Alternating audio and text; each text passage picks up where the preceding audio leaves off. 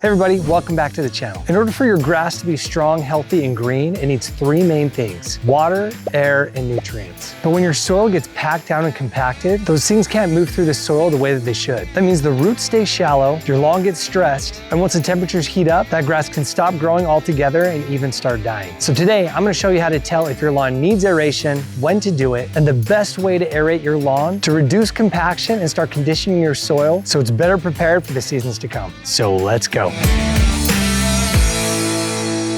Over time, your soil is going to get compacted. Essentially, that just means that the soil particles get pressed together so tight that things like water, air, and nutrients can't make it down into the soil, which prevents root development in healthy and thick turf. And soil compaction can be caused from a lot of different things. Number one, it could be heavy foot traffic. Like here in my yard, I've got a little spot where I set up a soccer net, and I've got little boys running around kicking balls all day, just trampling down this grass. And number two, it could be caused by winter or excessive water. Heavy rains and snow can cause your soil to become more dense and create compaction over time. And then number three, it might come down to the type of soil that you have. Sand-based soils tend to have better drainage and typically don't have as many compaction issues. But if you've got a clay-based soil like I do, it tends to compact much easier with the rain, and then it gets extremely hard when it's dry. So if you're not sure if you have compaction or if you have clay soil, I'm gonna show you two extremely simple ways to check.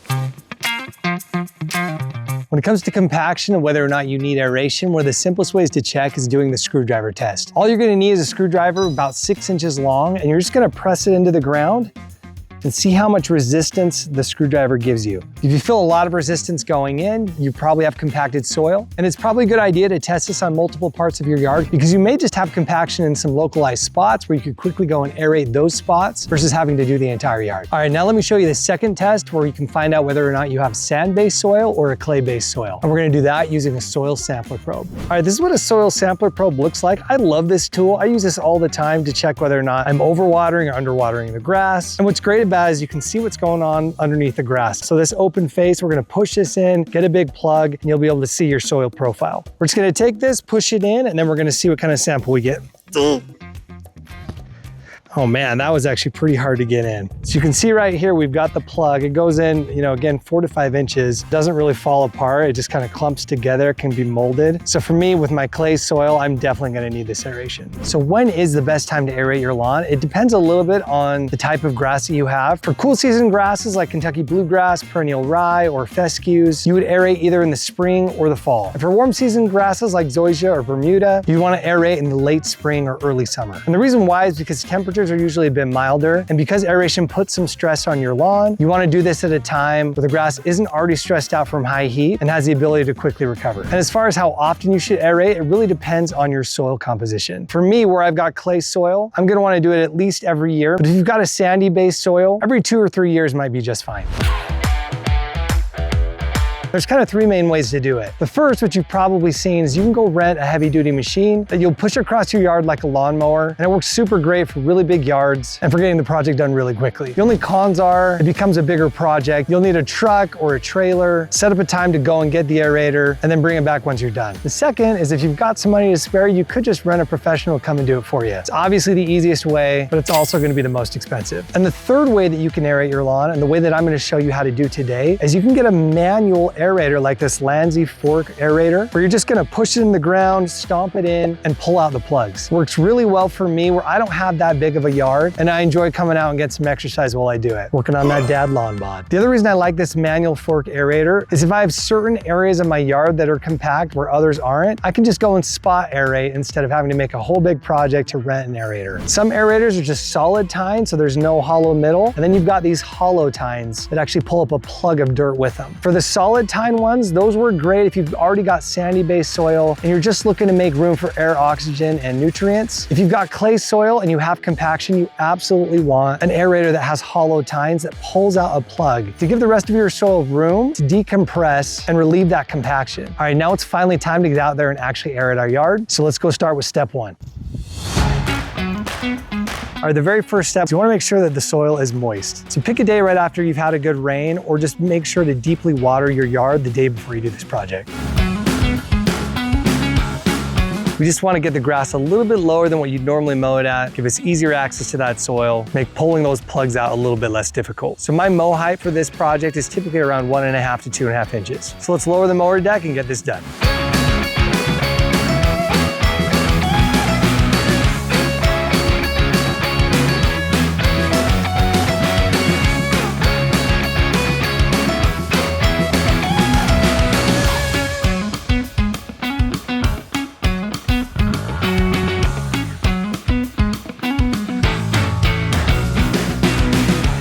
There we go. Feel the burn. All right, let's do it.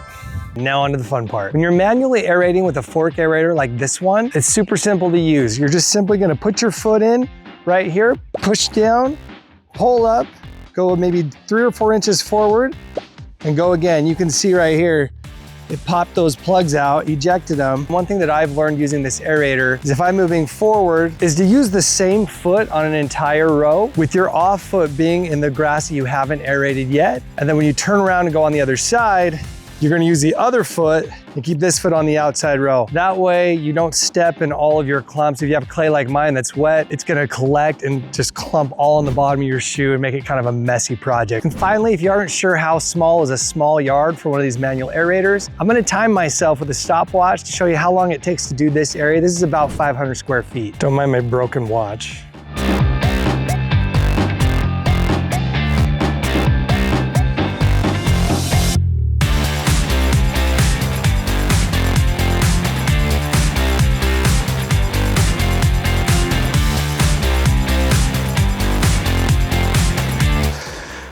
Whew. All right, I'm a little over halfway and I'm just at 16 minutes. I don't think you can see that. So it tracks, it's about 15 minutes for 250 square feet. So anyways, just a heads up, let's keep going.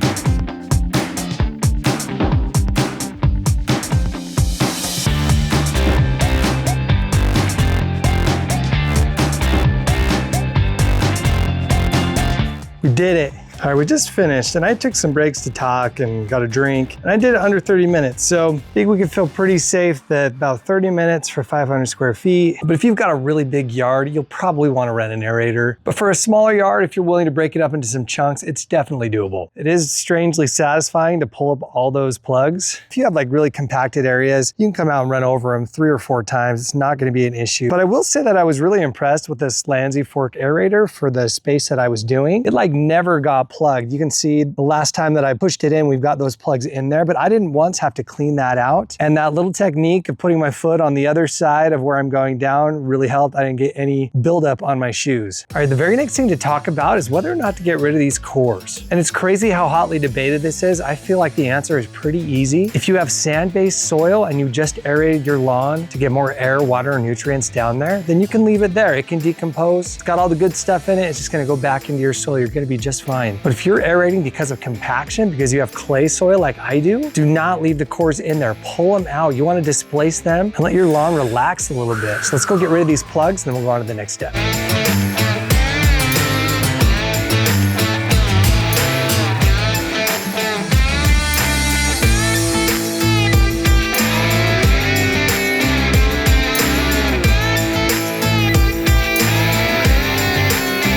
All right guys, it's been about 10 days since we aerated and you can see that the grass has fully recovered. It's looking really good. And I just mowed it today for the first time just to give it a little bit of extra time to heal and recover. But that's it. That's how you manually aerate your lawn. So if you like that video, be sure to like, subscribe, and follow our channel so you can be notified every time we put out content like this. And if you've got clay soil like mine, you're looking for the best way to fix your soil composition, and watch this video right here where I go over a simple, effective process to start changing your soil composition so that your grass can grow deep roots and you can have healthy green turf all year long. And we'll see you over there.